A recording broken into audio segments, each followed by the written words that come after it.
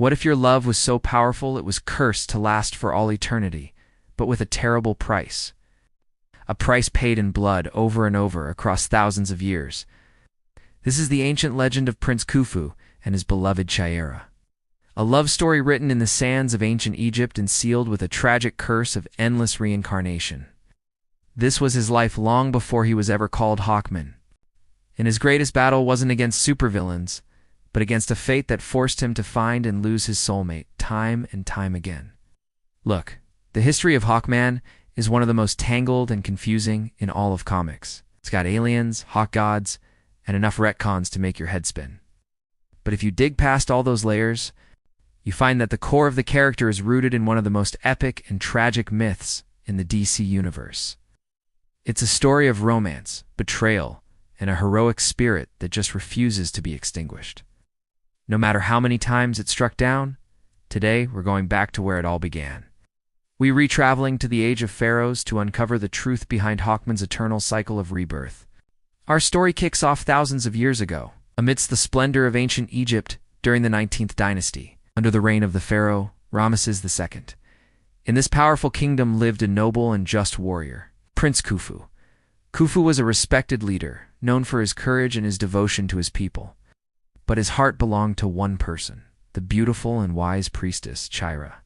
Their love was the stuff of legends, a bond so deep it was celebrated throughout the kingdom. But a love that bright often casts a very dark shadow. In the pharaoh's court served a high priest named Hathset. Outwardly loyal, Hathset was secretly eaten up by a bitter jealousy. He coveted Prince Khufu's power, his influence, and most of all, he lusted after Chay-Ara, who had rejected him. This obsession festered in his heart, twisting into a deep-seated hatred for the two lovers. Hathset started watching them, just waiting for his chance to shatter the happiness he couldn't have. That chance fell from the stars. An alien vessel, a scout ship from the planet Thanagar, crashed into the Egyptian desert. Intrigued, Prince Khufu led an expedition to investigate. There, amidst the wreckage, they found a strange, shimmering element the dying pilot called NTH metal. The metal seemed to defy the laws of nature, possessing anti-gravity properties. Advised by the court's sage, Nabu, Khufu recognized its incredible potential. He ordered the metal to be forged into amazing artifacts, a gravity-defying belt, and a magnificent set of wings. Letting him soar through the skies like the god Horus, a similar set was crafted for his beloved Chay-Ara. But another object was forged from this otherworldly metal, a ceremonial dagger, both beautiful and deadly. And it was this dagger that the treacherous priest Hathset secretly wanted for his own dark plans. Hathset saw his moment. His jealousy, now supercharged by the mystical power he sensed in the nth metal, finally boiled over. One fateful night, he laid a trap. He ambushed the lovers, and with the nth metal dagger in his hand, he committed the ultimate betrayal. He plunged the blade into Prince Khufu and then into Chay-Ara, murdering them both in a fit of jealous rage.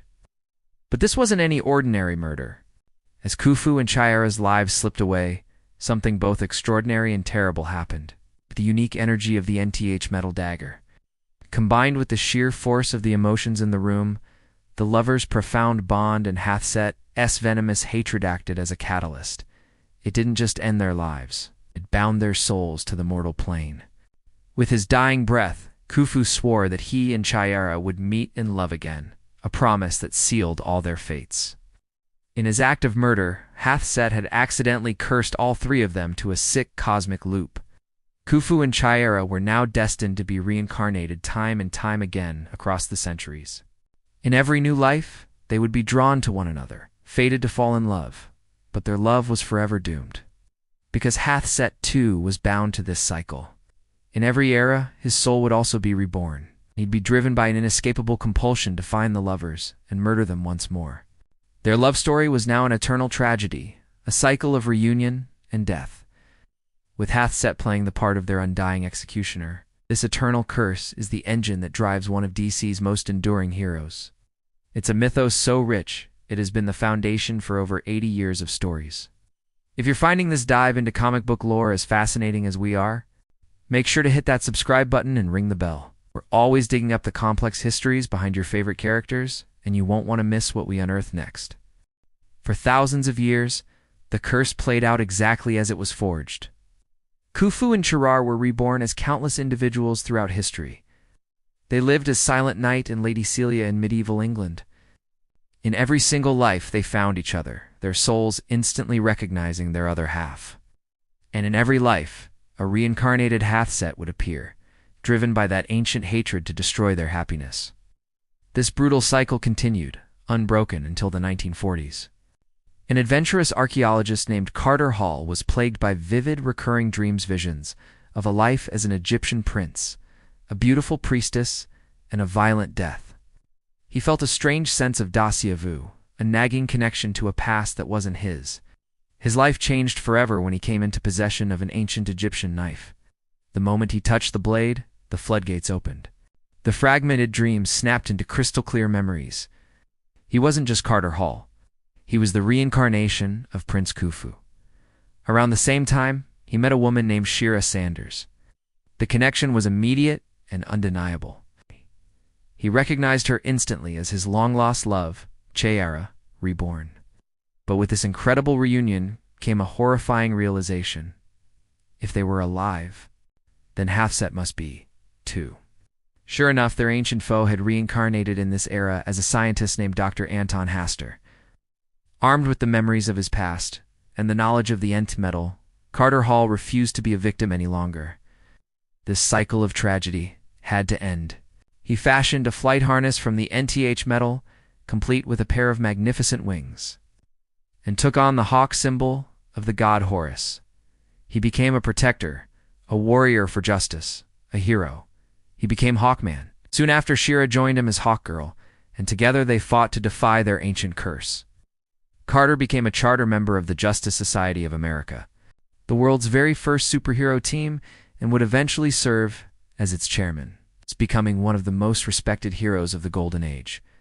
So while Hawkman's history has been twisted by cosmic events, alien invasions, and editorial shakeups at its heart, it remains this simple, powerful story. The story of a man cursed to live forever, but also blessed to love forever.